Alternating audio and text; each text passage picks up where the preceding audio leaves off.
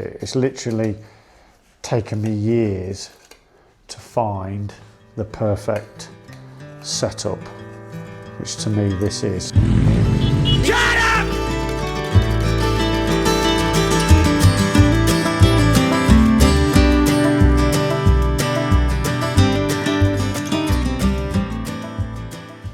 Hi guys, welcome back to the channel then. So if like me, you're drawing your attention now to the up and coming motorcycle season and camping, then this video may be of use to you.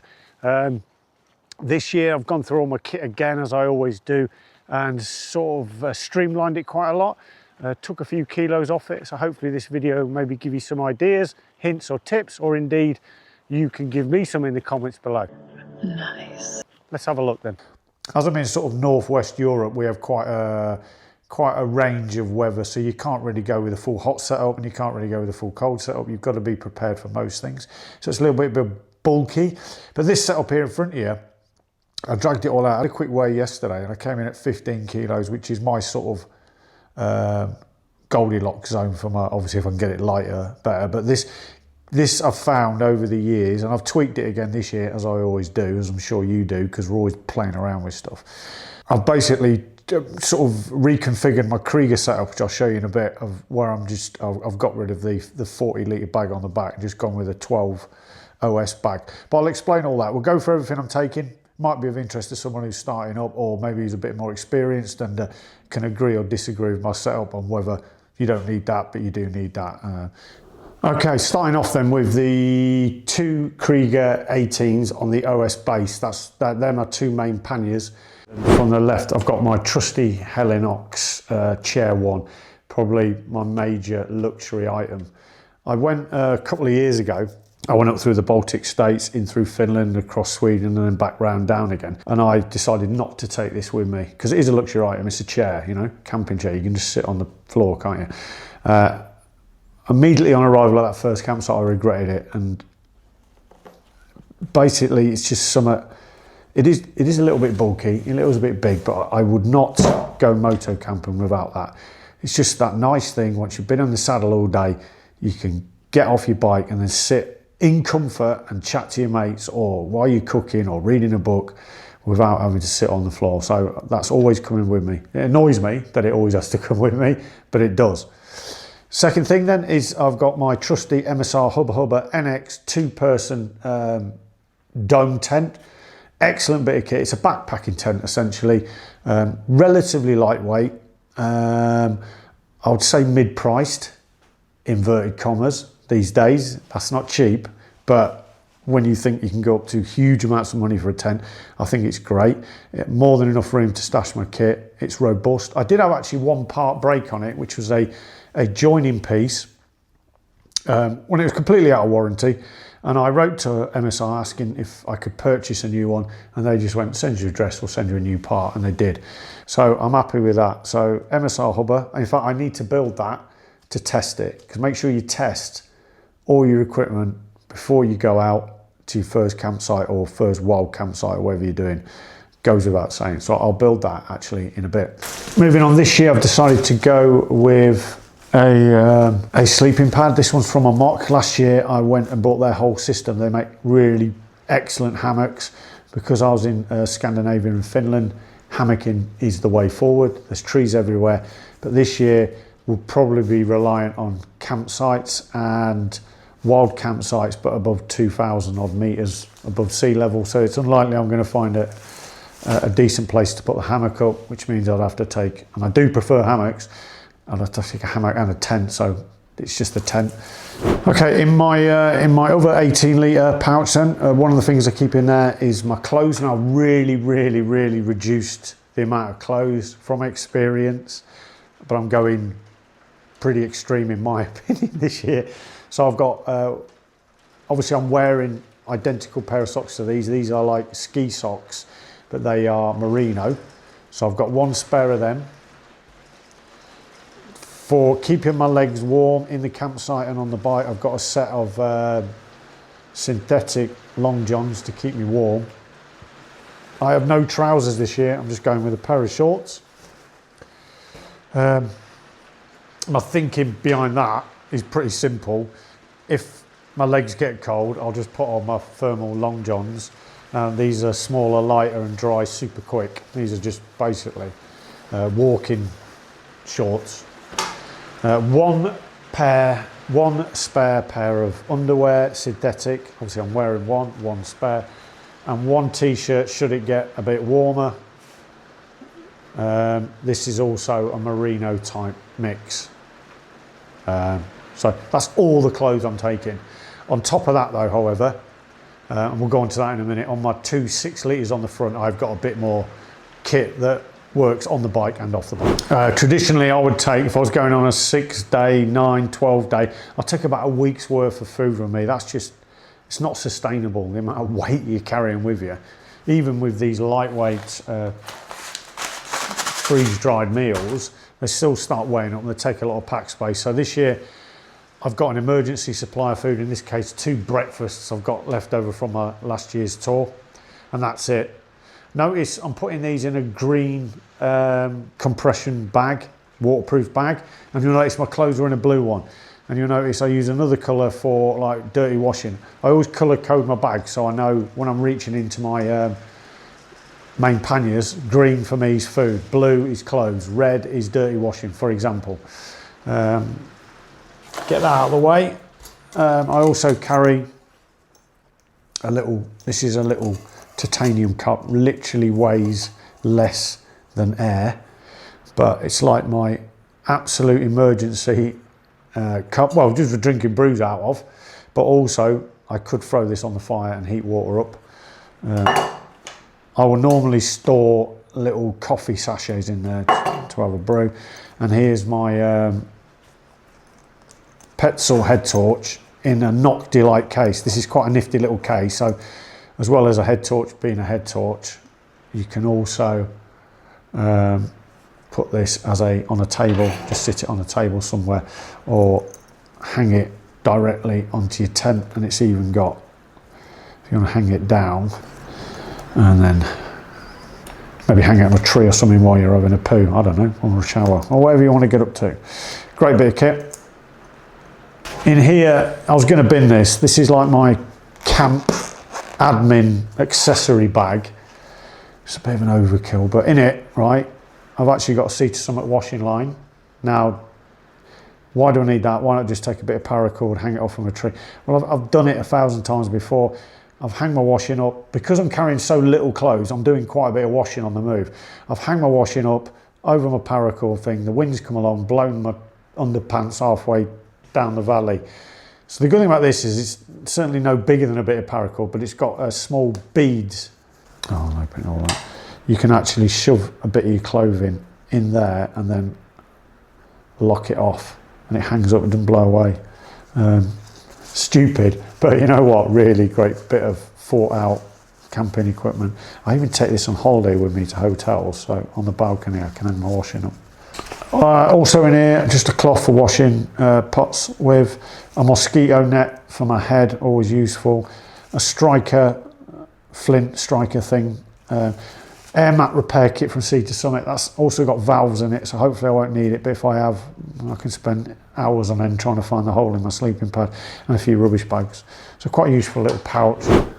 Okay, moving on to my wash shaving kit then. I got this, I've never used it, it's a 511 tactical towel. Sounds cool. Quite big, bigger than my other one. It's one of these quick dry things, so I'll give that a go. Just some cream to stop me drying up if I get dried up. Toothpaste, toothbrush, and the old Sea to Summit Wilderness Wash. Notice it's got citronella in it, so it has an effect, a positive effect of basically, it helps with keeping insects away. I'm not saying it's as good as repellent, which it isn't, but it does the job. So this obviously, it's biodegradable, so you can go into a river and wash with that. But ultimately, you wash your hair, your body, your clothes, and your pots and pans with this all in one bottle. This is huge. This is a 250 milliliter bottle. To be honest, I could decant this into really small and it'd last me days and days. You only need a really small amount. It's really good. It's quite expensive though, but saves carrying all the other thousands of products. And a comb for my comb over. I keep all my wash shaving kit in that little Sea to Summit pouch. That's it. Next thing is my cook set. Again, there's a video on this, comparing this with other. This is a bit of a Frankenstein's monster and a hybrid cook set, but I really like it. It's literally taken me years to find the perfect setup. So this is a Primus 1 litre cooking top. It is, they do a standard aluminium one or a hard anodised. This is hard anodised, which basically means it's a bit more resilient to getting scratched. Now the cool thing about this is the lid is the lid, but it also doubles up as a little frying pan. So this is a non-stick surface. You can see it's been battered over the years, but you can certainly get a fried egg in there, a lob a bit of bacon, or whatever you want. If it fits in there, all that dirty leaf, it's not very good, is it? Great little lid, that. My MSR Pocket Rocket 2, excellent bit of kit. You can see it's been well used, super reliable. I put a lighter in there, a cloth to do any cleaning I need to do, and in here is a 227 net weight gas canister. Now I know, because I've done experimentation over the years, this lasts me 8 days of my use, which is a brew in the morning, a couple of brews throughout the day maybe, or at least one, and then a meal in the evening. So that lasts me 8 days, which is usually more than enough. So I'll just take one of these, all fits in there, nice and neat. And finally, in the 18 litre side pouch, I got a Cedar Summit pillow. I'm going to be honest, you don't really need it. You can just shove everything in a t-shirt in a dry bag, or you just use your clothes bag. But I don't know why, I still take it with me. And this is the Cedar Summit Ascent AC. This is a down sleeping bag. I would recommend, if you're just getting into moto camping, don't get a down sleeping bag. They're so expensive. If after a couple of seasons you're still into it, then that should be one of your primary purchases. And this is a great sleeping bag because it actually incorporates zips all the way down the side, so you can vent yourself, and at the bottom, so you can open up the bottom to let air in if it's hot, or seal it all up if it's cold. So it's quite a flexible sleeping bag. Obviously I could have gone for a smaller mummy type. This is rectangular, so it's a bit more comfortable, but with the flexibility that gave me, I went for that. So I can use it in more situations, if you know what I mean. Pretty much 3 season.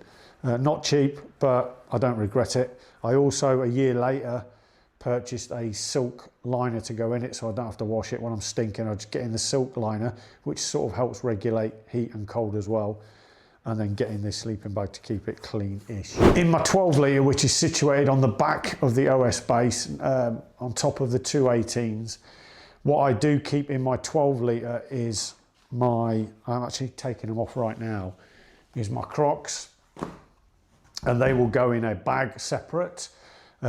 Reason being that normally they're the last piece of clothing I would take off before putting. So I'm in my motorcycle kit, I've packed all my kit away. I've still got my Crocs on. I will then take these off and then put them in this bag, because they're going to be wet normally, because you're normally standing on a campsite or you're in a wild campsite, so it's wet on the floor in the mornings, usually from dew or rain. Whack them in that bag and then stick them in this 12 litre bag, along with my clothes, which are here. So basically, clothes and footwear are all in the bag at the top, and it's light. These are light. As you've seen, there's not many clothes in there.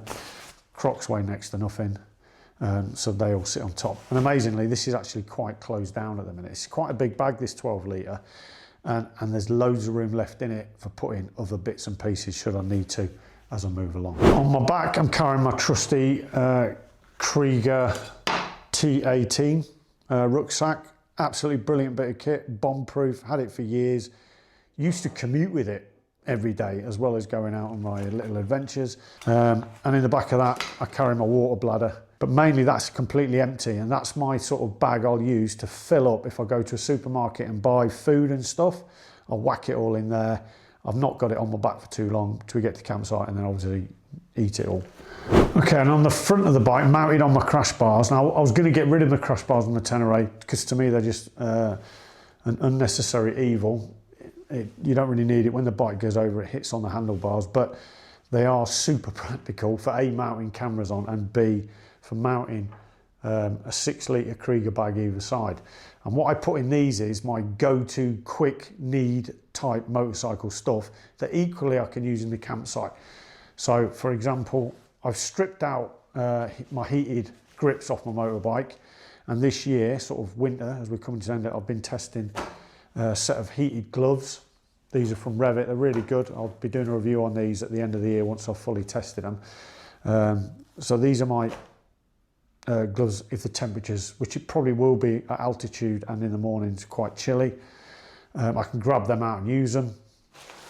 And equally, I've got a cheap pair of cycling waterproof trousers. I like these because they've got the zip all the way up the side, which makes getting them on in the rain really quickly no problem. Obviously the downside is that this zip that runs all the way down is not as waterproof as a sealed trouser leg. It's a pro and a con, but personally it's a bloody nightmare getting your waterproof trousers over your boots, isn't it?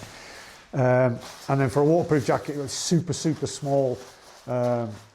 This came with my Knox armoured jacket. Now they sell these separate and they're like 100 quid. I mean, Jesus Christ.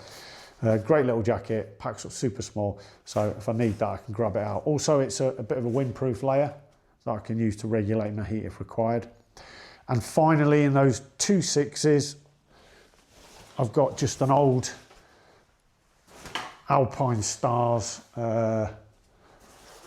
jacket, which I'll wear around the campsite in the evenings, or indeed if it's chilly, I'll ride it underneath my motorcycle jacket or on top of my armour. Well, I hope this video was useful to you guys out there. Whack a comment down below if you think there's anything I've missed or anything I should be doing better, or equally if it was of any use to you. Guys, take care, keep riding, and I'll see you out there. Bye-bye.